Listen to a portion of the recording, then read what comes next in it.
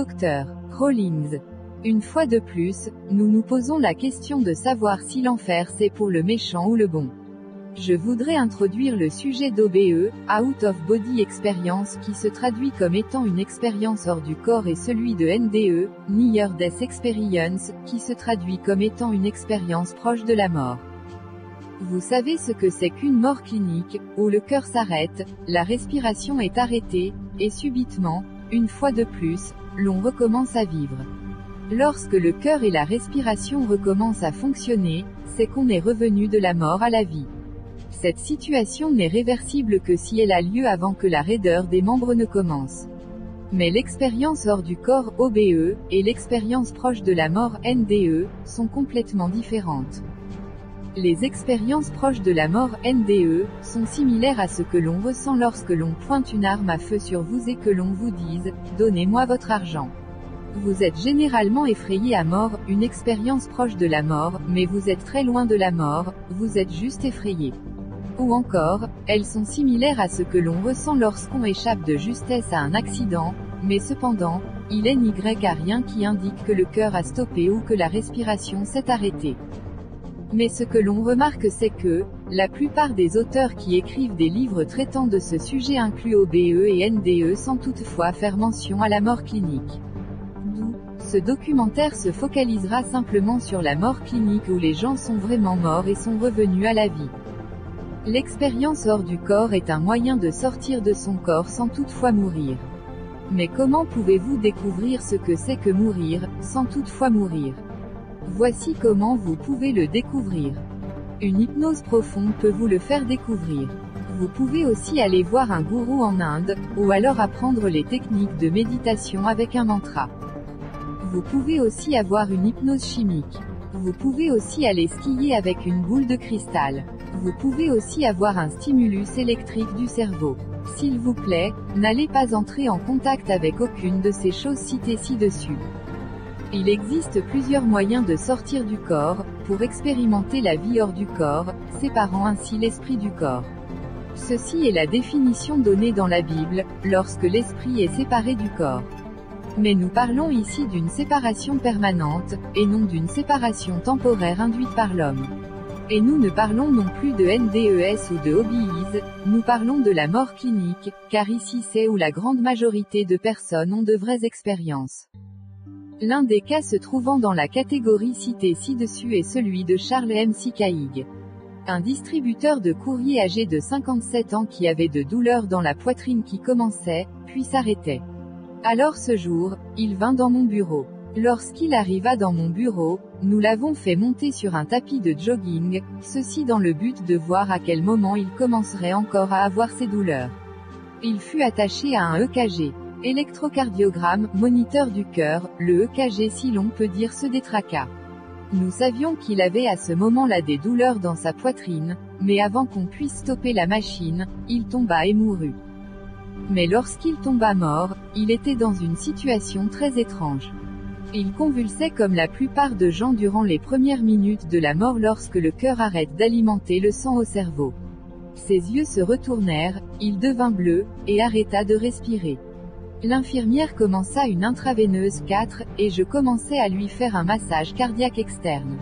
La chose la plus étrange arriva lorsque j'arrêtai de le réanimer pour lui installer un stimulateur cardiaque.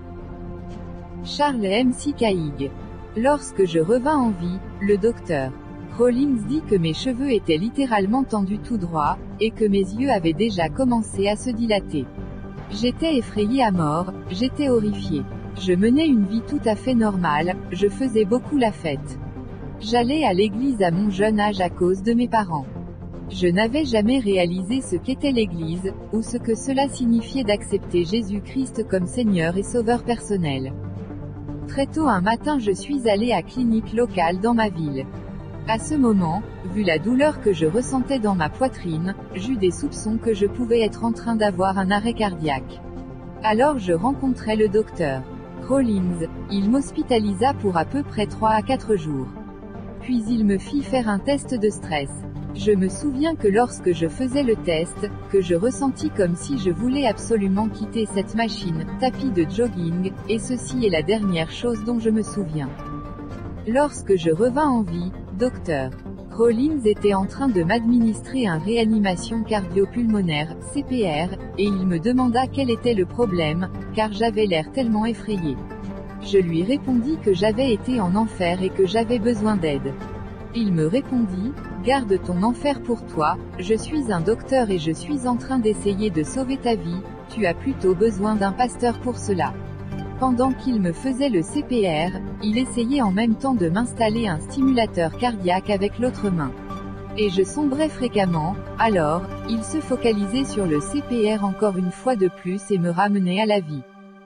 C'est alors que soudainement, je me mis à flotter dans l'air, observant ce qui se passait en dessous. À chaque fois que je revenais dans mon corps, je continuais à m'écrier, « S'il vous plaît aidez-moi, je ne veux pas rentrer là-bas en enfer. » Alors une infirmière appelée Pam dit, « Il a besoin d'aide, fais quelque chose. » À ce moment-là Dr. Rollins me demanda de répéter cette courte prière, « Je crois que Jésus-Christ est le Fils de Dieu. Jésus, sauve mon âme. Garde-moi en vie. Si je meurs, s'il te plaît éloigne-moi de l'enfer. » Après cela, le fait de sombrer devint une expérience plutôt très plaisante. Je vis ma belle-mère, et ma mère. Ma maman était morte lorsque j'avais environ 5 mois. Je n'ai jamais vu une photo d'elle. Ma belle-mère quant à elle était morte il y a de cela à peu près 10 ans. Je n'eus absolument aucun contact avec aucune d'elles. Tout ce dont je pouvais me souvenir c'était qu'elles avaient gardé leurs mains tendues vers moi pendant tout le temps que j'étais avec elles. J'ai entendu dire que l'on ne pouvait pas transporter l'argent sur soi, et lorsque j'étais avec ma mère et ma belle-mère, je vis qu'elles n'avaient aucune poche.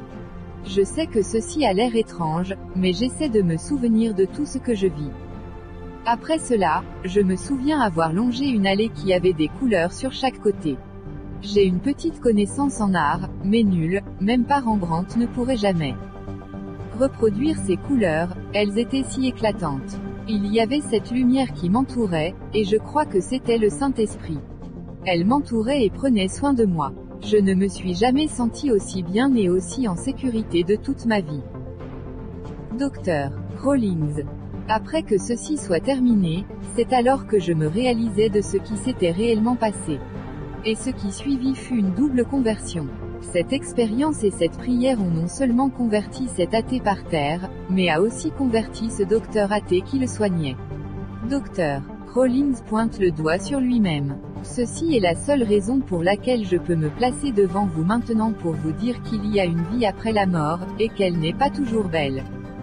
La plupart d'entre vous peuvent différencier entre un simple sombrement d'une mort clinique, et une mort biologique. Prenons le cas de Charles McCaig, il était sur le tapis de jogging et je pouvais savoir qu'il était dans la phase de mort clinique. Il avait une question au bout des lèvres et était sur le point de poser la question tout en me regardant d'un air sidéré. Pendant qu'il travaillait sur le tapis de jogging, je remarquais que son cœur s'était arrêté et que sa respiration avait aussi stoppé, mais il continua à marcher et à parler pour environ 1 ou 2 minutes avant que le manque d'approvisionnement de sang au cerveau le fit tomber raide mort. Il était déjà mort sans le savoir. J'aurais dû l'informer aussitôt que nous avions commencé le traitement de mort clinique, CPR. Nous avions pu réanimer le cœur et avons pu le faire respirer et il revint à la vie. Ceci fut clairement ce que l'on appelle une mort clinique. Maintenant, ceci aurait pu être une mort biologique si 4 à 6 minutes s'étaient écroulées après la mort clinique, à cause du manque d'oxygène au cerveau. Les cellules du cerveau meurent, celles-ci sont les cellules les plus sensibles du corps. La raideur des membres commence à prendre place et la personne devient rigide comme une planche. À ce point-ci nous avons maintenant besoin d'une résurrection, et seul Dieu peut faire que quelqu'un ressuscite. Nous ne pouvons faire que la réanimation qui est quelque chose qui nous est permis de faire.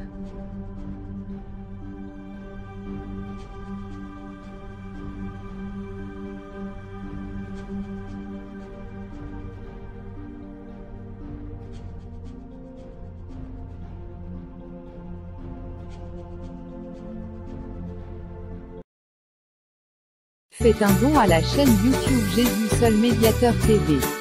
Faites un don à la chaîne YouTube Jésus Seul Médiateur TV. Faites un don à la chaîne YouTube Jésus Seul Médiateur TV. Faites un don à la chaîne YouTube Jésus Seul Médiateur TV. Faites un don à la chaîne YouTube Jésus Seul Médiateur TV. Faites un don à la chaîne YouTube Jésus Seul Médiateur TV. Faites un don à la chaîne YouTube Jésus Seul Médiateur TV.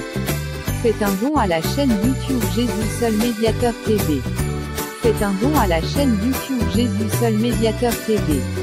Faites un don à la chaîne YouTube Jésus Seul Médiateur TV. Faites un don à la chaîne YouTube Jésus Seul Médiateur TV. Faites un don à la chaîne YouTube Jésus Seul Médiateur TV. Faites un don à la chaîne YouTube Jésus Seul Médiateur TV. Faites un don à la chaîne YouTube Jésus Seul Médiateur TV. Faites un don à la chaîne YouTube Jésus Seul Médiateur TV. Faites un don à la chaîne YouTube Jésus Seul Médiateur TV. Faites un don à la chaîne YouTube Jésus Seul Médiateur TV. Faites un don à la chaîne YouTube Jésus Seul Médiateur TV. Faites un don à la chaîne YouTube Jésus Seul Médiateur TV. Faites un don à la chaîne YouTube Jésus Seul Médiateur TV. Faites un don à la chaîne YouTube Jésus Seul Médiateur TV. Faites un don à la chaîne YouTube Jésus Seul Médiateur TV. Faites un don à la chaîne YouTube Jésus Seul Médiateur TV. Faites un don à la chaîne YouTube Jésus Seul Médiateur TV. Faites un don à la chaîne YouTube Jésus Seul Médiateur TV. Faites un don à la chaîne YouTube Jésus Seul Médiateur TV. Faites un don à la chaîne YouTube Jésus Seul Médiateur TV. Faites un don à la chaîne YouTube. Faites un don à la chaîne Jésus Seul Médiateur TV. Pour l'achat du matériel de communication. Ceci pour apporter l'évangile à toutes les nations pour le salut des âmes perdues. Livre Orange Matthieu 28/19-20. Voici les moyens par lesquels vous pouvez faire vos dons et Dieu vous bénira. Ce Western Union. Ce monégramme. Livre Orange Ecclésiaste 11/1. Appel entrant notre contact WhatsApp, plus 225 07 67 93 70 42. Faites un don à la chaîne Jésus Seul Médiateur TV. Pour l'achat du matériel de communication. Ceci pour apporter l'évangile à toutes les nations pour le salut des âmes perdues. Livre Orange Matthieu 28/19-20. Voici les moyens par lesquels vous pouvez faire vos dons et Dieu vous bénira. Ce Western Union. Ce monégramme. Livre Orange Ecclésiaste 11/1. Appel entrant notre contact